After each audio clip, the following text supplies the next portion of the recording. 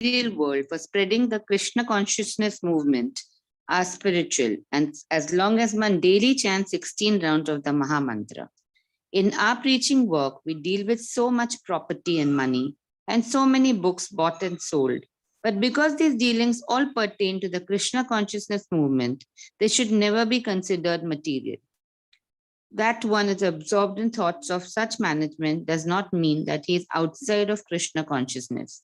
If one rigidly observes the regulative principles of chanting 16 rounds of the Maha Mantra every day, his dealings with the material world for the sake of spreading the Krishna consciousness movement are not different from the spiritual cultivation of Krishna consciousness. Srimad Bhagavatam 5.16.3. Hare Krishna.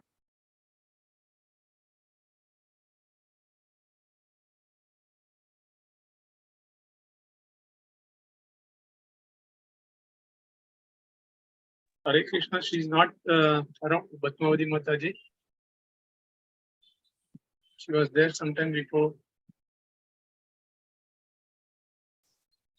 Kaustu Prabhuji? Hare Krishna? Hare Krishna. Prabhuji, she's not to be seen around.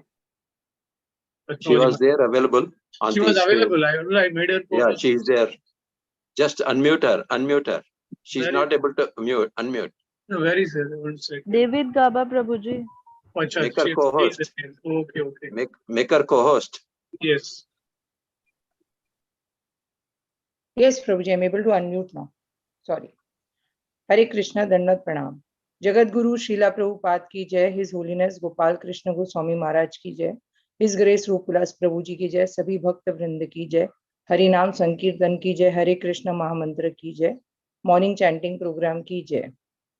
Om Namo Bhagavate Vasudevaya, Om Namo Bhagavate Vasudevaya, Om Namo Bhagavate Vasudevaya. So today morning in chanting program, we are discussing Srimad Bhagavatam, Canto 5, Chapter 6 and Shloka number 3.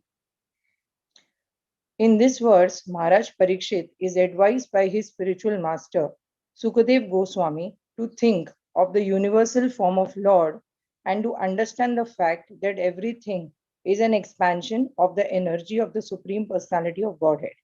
So ultimately, nothing is material. This material world is nothing but a transformation of the material qualities of Sattva Gun, Rajogun and Tamogun, and Shuddha Sattva Divya Gun. No one in this material world, which is also called the Asashvatam Dukhalaya, has ever attained perfection, because all Jivatmas have 4 defects, due to which they try to perceive Lord through their imperfect senses, and they keep speculating about the Lord. Narad Muni has said, Idam hi Vishwam Bhagwan Iviteraha, meaning the entire universe is also the Supreme Personality of Godhead Himself, but it may appear different from Him.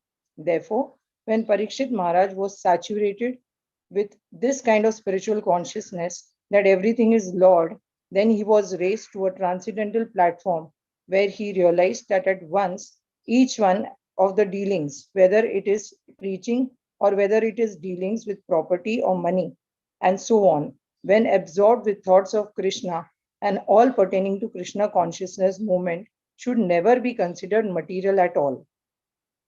If one rigidly observes the regulative principle of chanting 16 rounds of Mahamantra every day, only then his dealings with the material world are not different from the spiritual cultivation of Krishna consciousness. But as against this, when we are dealing in the mode of Rajogun, that is passionate, when our dealings are about property, money, books, in the Rajogun mentality, then they all add to our ego. There is nothing transcendental about anything which is done in Rajogun or Tamogun. When the dealings are in the mode of pure goodness, like that of a devotee who's always absorbed in the Krishna consciousness thoughts, then his dealings are considered to be transcendental. The tattva is that chanting is the most powerful weapon to cleanse the dirt in our minds accumulated from millions of births. In all, there are 3 stages of chanting. The first stage is the offensive stage. In this stage, we have a very formal and a very rigid relationship with Lord. The second stage is called the clearing stage. where due to our continuous chanting habit, Lord showers mercy and we follow the instructions of our Diksha Guru and Siksha Guru also. And hence our anarthas start clearing. So it is called the clearing stage. The third stage is called the perfectional stage, where we love our sadhana, bhakti, seva, and our chanting process also deepens. And we become more of a pure devotee and we feel the separation from Lord and chant only for the pleasure of Lord in the perfectional stage. So as we continue chanting, that is with complete faith in the Maha Mantra, it is not different from Krishna, then this process will help us to dissolve all the blockages and the hurdles created by our egos in our minds, and we will get closer and intimate with Lord and his devotees.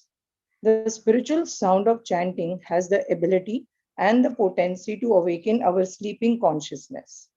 And it also helps us to raise ourselves from three modes of guna to transcendental platform.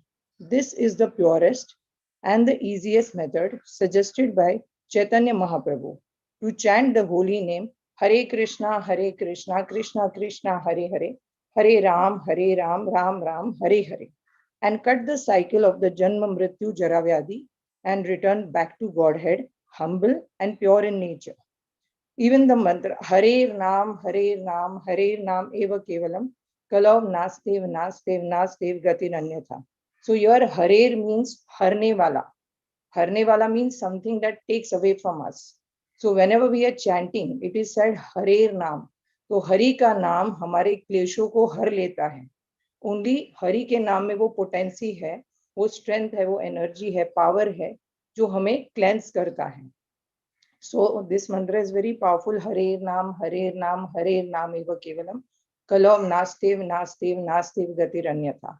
In Kalyuga, this is the only way to get out of the cycle of birth and death. So Hari ka naam sare klesh ko har leta hai and it can place us closer to the Lord. This method of chanting has always been tried and tested by all of our acharyas, and by Mahaprabhu this has been suggested the only medicine in Kalyuga, and there is no other method which will release us all from the clutches of Maya and our minds. Hare Krishna.